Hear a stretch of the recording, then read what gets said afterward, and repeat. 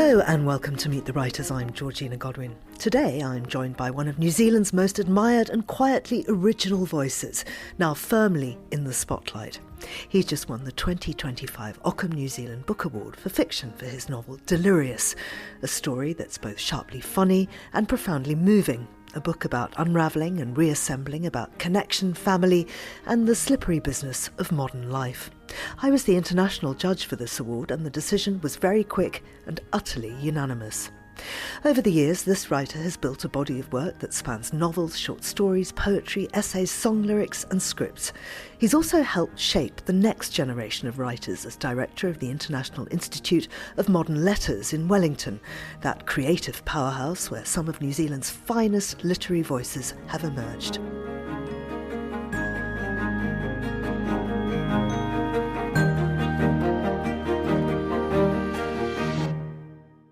Damien Wilkins, welcome to Meet the Writers.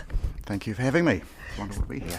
So we're talking here in Auckland. The award night was a couple of nights ago. It was very dramatic. We'll come to that. I first want to go back and just find out all about you, where you grew up and what kind of world it was.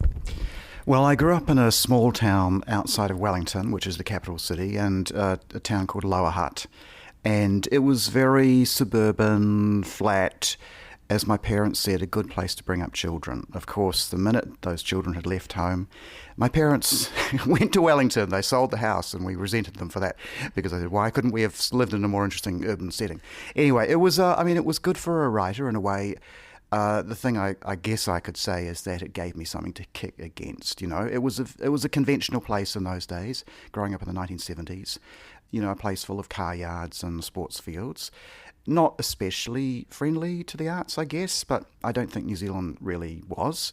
So you kind of had to make your own way. And I feel, for me, it was a very private search through the Lower Hutt Public Library, where I encountered a lot of the great writers, you know, William Faulkner and Henry James and these people, and just the excitement of meeting literature. And I think I knew deep down that this is what the most essential connection for me was with prose, fiction.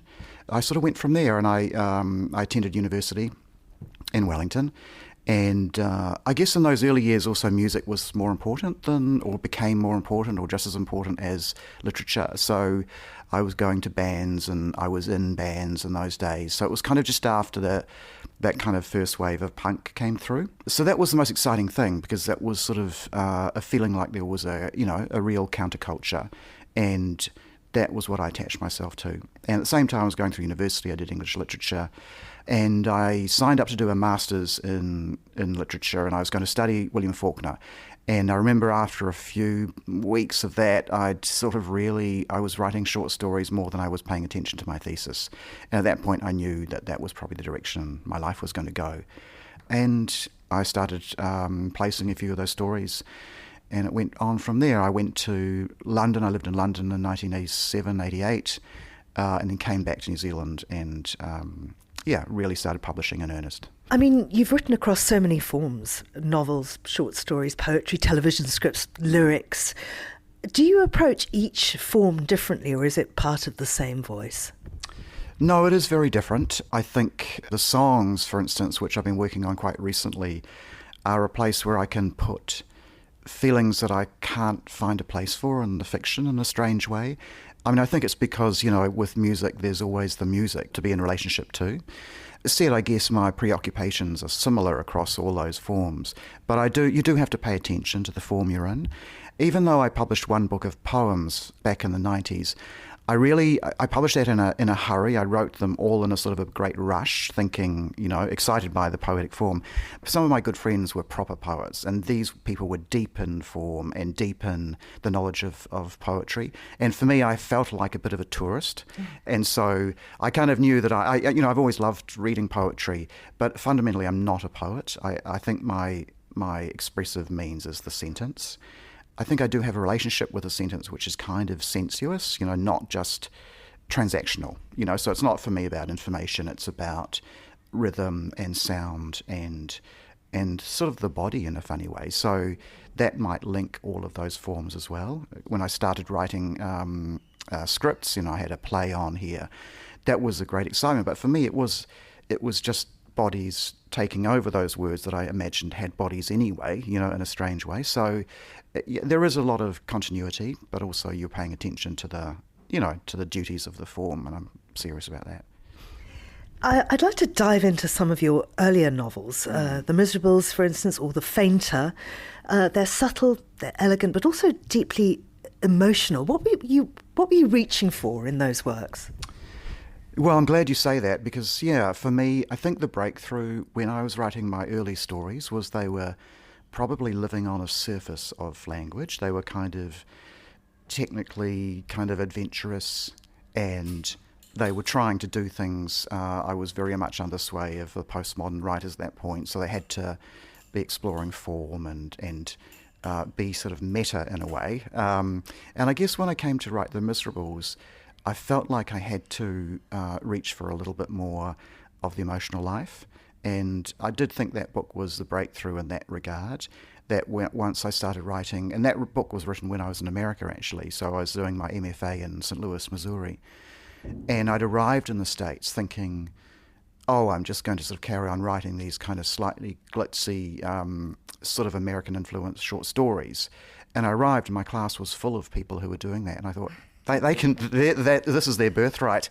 So The Miserables is really a love letter back to Wellington. And it's an exploration of childhood, and it's Lower Hutt. And I wanted to, in a way, give a strange mythopoeic feeling to this kind of suburban world. So the character in The Miserables travels around the creeks of Lower Hutt, which is what I did as a boy. You got inside a stream network and you walked under through the tunnels, and so you came up in people's backyards. And so I was curious about that. I thought, that's what we do as writers. We come up in people's backyards, So it all just sort of, there was still a meta level, but for me it was much more closely and intimately tied with, my own experience and trying to suggest some of the emotional landscape. Yeah. Tell us about Max Gate. Yeah, well, this is my Thomas Hardy novel, and I guess it was me trying to shake free of the kind of autobiographical and the personal. I can't remember what the exact prompt was for thinking there was a novel there. I know originally it was a play. I wanted to write a play. I thought this is a great play, Hardy and his women, Hardy from the view of his women, because, that's an extraordinary world he lived in at Max Gate, which was the name of his house, of course. And I hadn't been to Max Gate, the house, but I just immersed myself in Hardy's stuff. I read all of the, there were collections of accounts of everyone who'd ever met Hardy. There were his own letters. There was the weird biography that his wife wrote, but in fact Hardy dictated to his wife. He was a very controlling figure who wanted to control his own image, and I wanted to kind of look behind that image and think, what would he be like to live with? I started with a play, and then it became a very, very experimental prose work where I simply cut up the play and I had a bunch of voices across the page. And then I kind of started to retreat into a slightly more conventional plotted novel. And I said, this is going to be a novel set in the last days of Hardy's life. And it's going to capture some of that intense kind of strangeness around his relationships to these women in his life. The fact that once his first wife dies and they had hated each other in those last years, he then writes some of the great love poetry of the 20th century to this dead wife, while his new wife is, beetling round the house. So this kind of this emotional confusion really I thought was dramatic, and there was a funny moment actually. Someone was reviewing a recent book about Hardy in The Guardian, and they said, wouldn't it be great if someone approached this material, Hardy and his women, dramatically, either in a novel or a play? And I said, hello, I published that novel. So, the novel popped up. It was published in the UK, but I think it sort of has disappeared, which is kind of, with the way things go often. But yeah. But perhaps now with this prize win, of course, you're back in the spotlight. You were also, you're on the writing team on The Insider's Guide to Happiness. That was a series that really pushed New Zealand television in a different direction, a new direction. What did writing for screen open up for you creatively? It was an exciting time because I was part of a kind of a writers group, and so unlike the novels where you're beetling away your solo, it was a writer's room. I mean, we worked on episodes individually, so I got, episode 2 and 5 or whatever it was. But because you're slotting into this kind of narrative arc, it's plotted on a big whiteboard, and it was across, I think, 12 episodes, so everything had to be tight. And I think I struggled with the tightness factor because every scene had to be doing some job on behalf of the movement, which was already plotted. And that's very unlike the way that I've written. However, within the scenes, within the episodes, I managed, I think, to still bring something of my own, inflect it with my own sensibility. It wasn't my project. It had been written and conceived by another writer. So again, you're entering someone else's world and trying to, make it sing. But it was great fun, and it was quite a landmark in New Zealand television. It was a very strange moment where the TV executive from the studio that had commissioned it had lost their job. And so there was an interim period where there was no studio executive visiting the writing room. And so they arrived and looked at the scripts and said, what on earth is this? This will never work. By that stage, it was too late. And so I remember going to meetings. I was pushed in front of the studio executive, Damien, you go and explain what the series is going to do.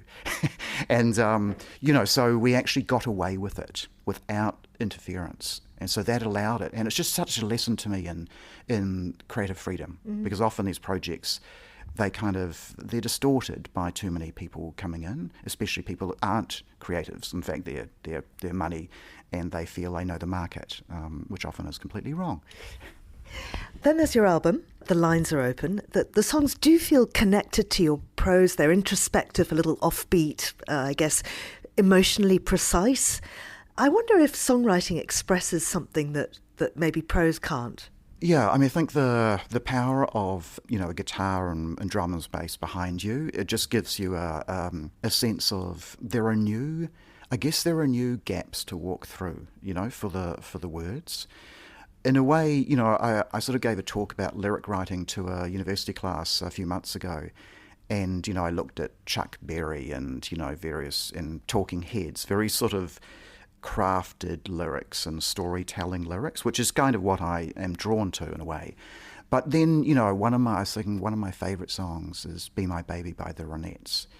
So simple, like with the words, it's just declaration, and it's joyous. So there's a little bit of me that hopes someday to write Be My Baby and not try and tell a story and not be inside a character and just be a shout. But most of my songs, you're right, they do kind of feel like maybe they're heading back towards short story land. But I do love it, and I love working with musicians, again, that collaborative sense of making something that you couldn't do on your own. Yeah.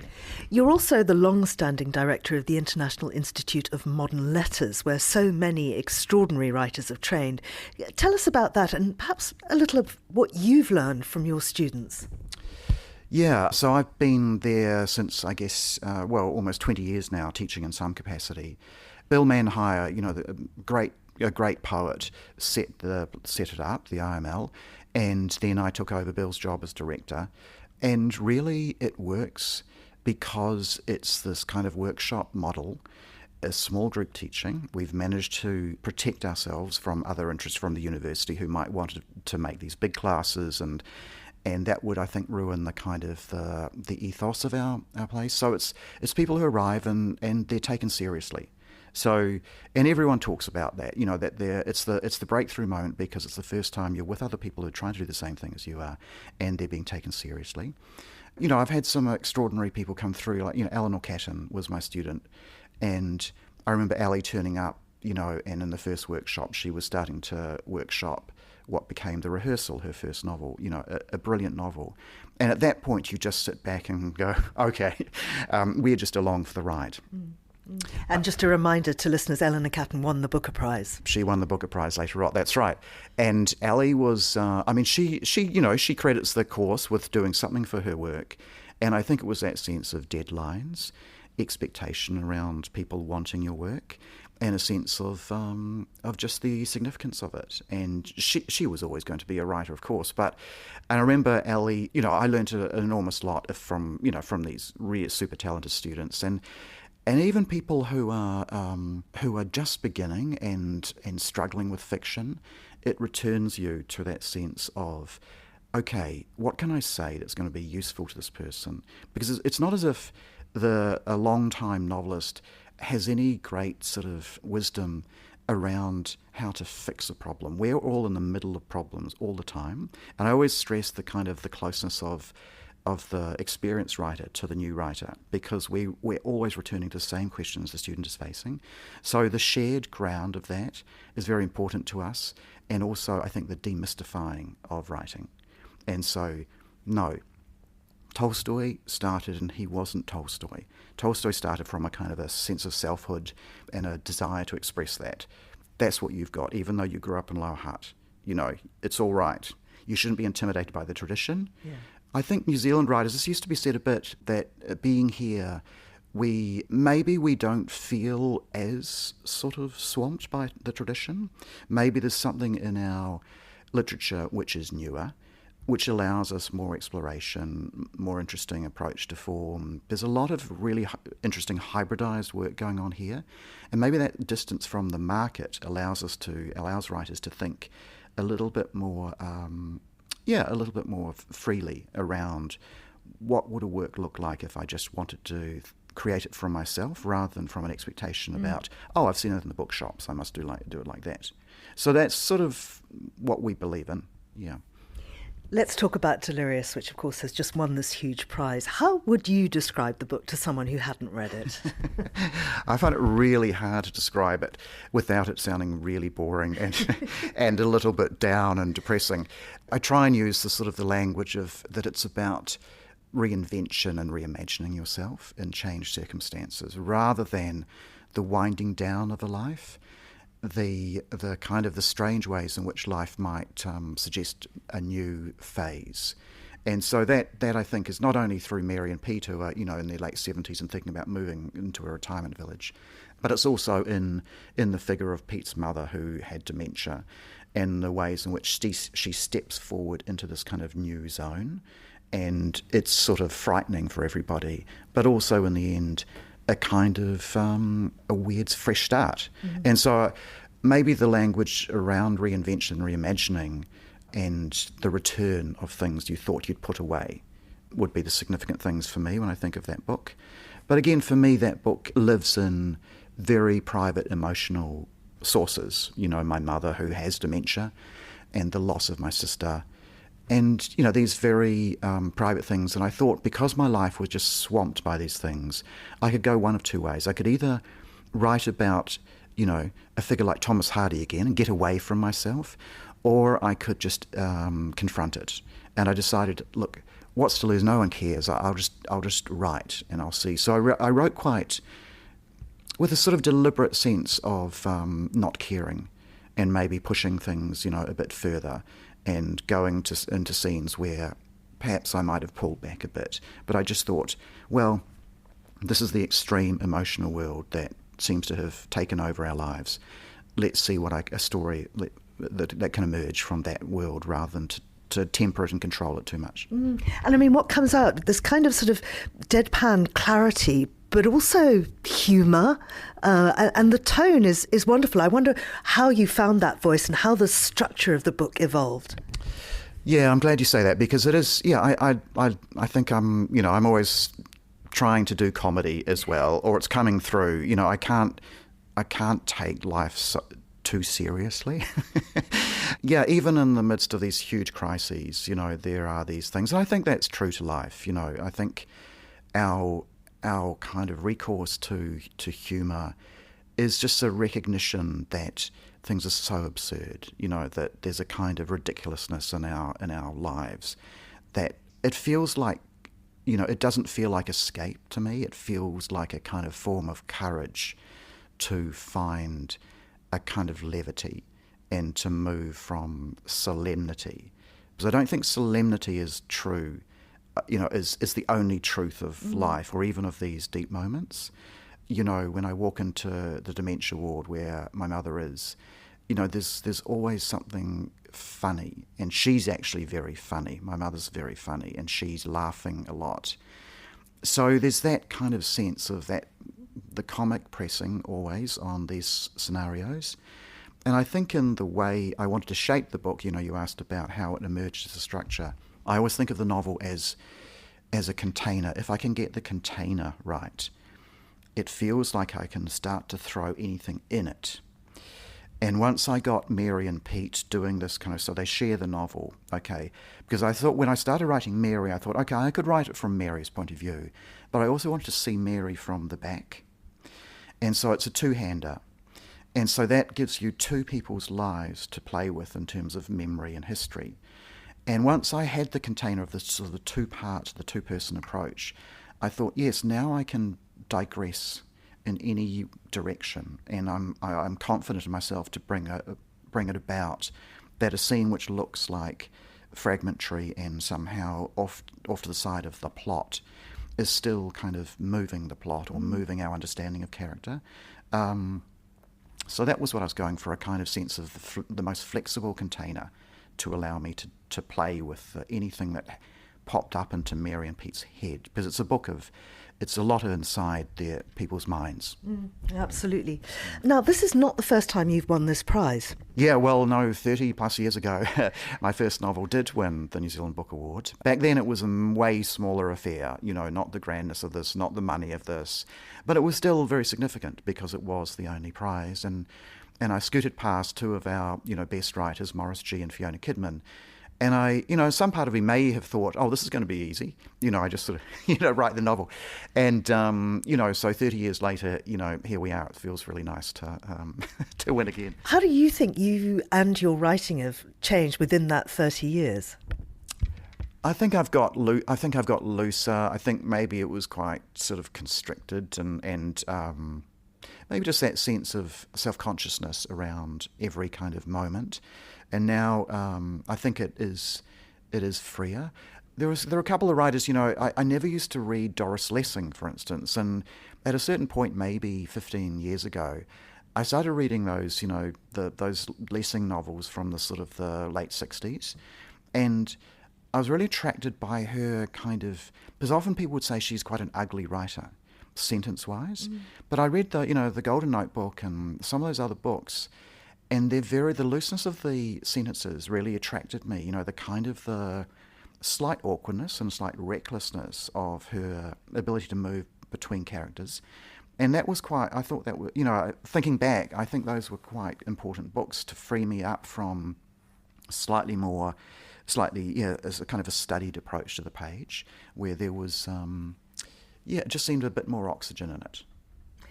Now, to the prize this year, the Ockham's 2025, it's sort of like the New Zealand Bookers. Now, being a judge on this, of course, I've known for weeks that you've won this, but you didn't know, and nor did anybody else apart from the three other judges.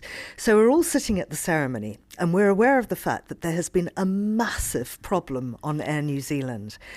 And everybody's whispering, he's not here.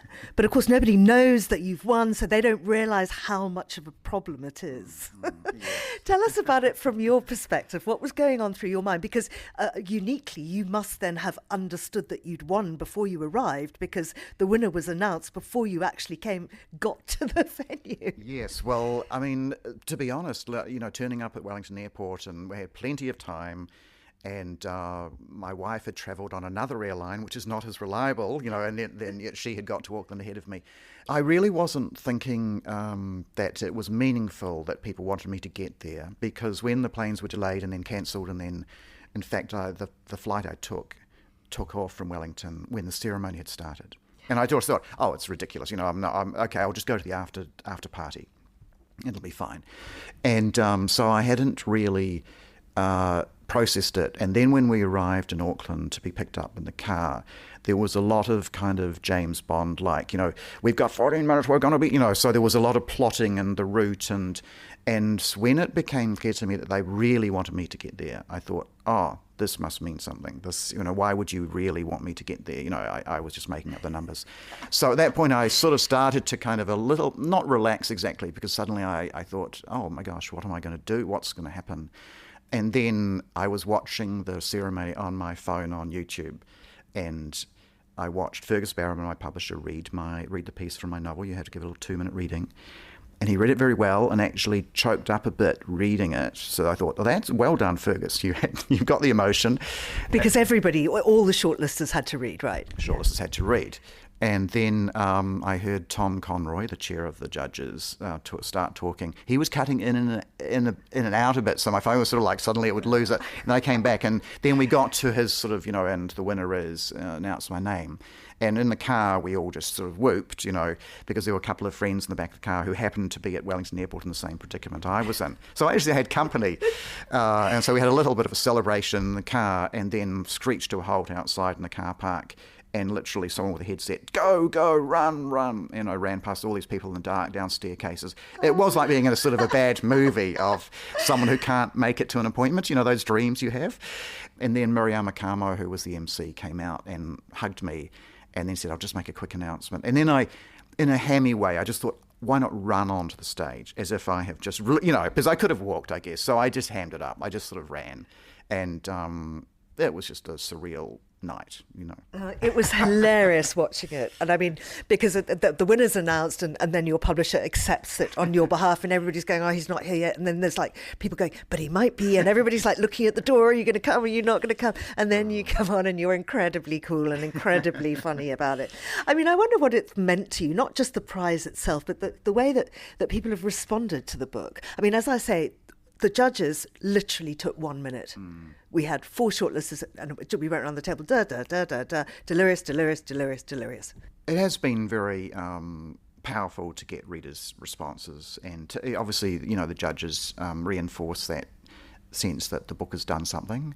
I mean, you've got to be very careful, don't you, in these moments, because it is just a sort of group of people, the judging panel might have been different and might have gone a different way. So, there's always that sort of, well, you were lucky, or whatever.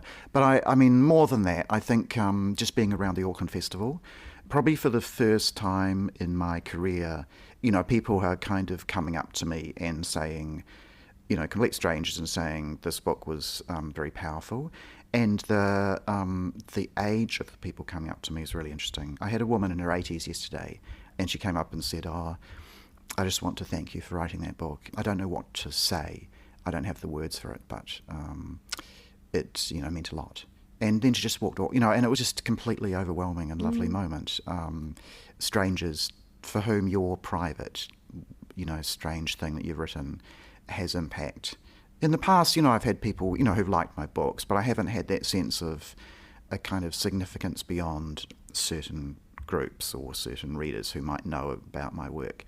And I think it really is because this kind of business of getting old, not only being in that stage yourself, but everybody who's involved in helping their parents or grandparents or whoever it is, it's a subject that people are struggling with every day, and it hasn't really, it's sort of something that literature has not especially been too interested in, because it feels it's not very sexy. I was talking the other day to a writing class about there's a scene in my novel in which someone tries to get a seatbelt, or release a seatbelt from a woman. It's Mary as the police officer, and she leans across a woman she doesn't know to get the seatbelt off her because the older woman can't release her seatbelt. And I said how when I wrote that scene, it was kind of a breakthrough scene for me, because I'd managed to make the seatbelt sort of bigger than the car and bigger than the house and bigger than Lower Hutt, and the way that objects can get very big in fiction just through accidental kind of scenes that you write. And everybody in the room then started talking about seatbelts, that trying to remove the seatbelt off an older person, trying to get them in the car, all these little moments of bodies, that suddenly you're aware that these are kind of such powerful symbolic kind of moments, as well as just frustrating physical things, that that world I've paid attention to it, I guess, and people are kind of grateful, so that's nice. What's next? I mean, are you thinking about your next project, or are you just taking a moment to enjoy where you've landed? I'm really just not. I'm not thinking about another novel at all at the moment. I think, and it's a common feeling for me. When I finish a book, it probably takes me a good chunk of 9 to 12 months to sort of think, oh, okay, now I can start the engine again. Writing Delirious was kind of depleting. I sort of physically just felt unwell through the last bit of it, and finishing it was good, and I just need to recover now. So I am actually working on this next group of songs. So that's where I'm kind of putting my sense of inner self. Damien Wilkins, thank you so much. Thank you very much.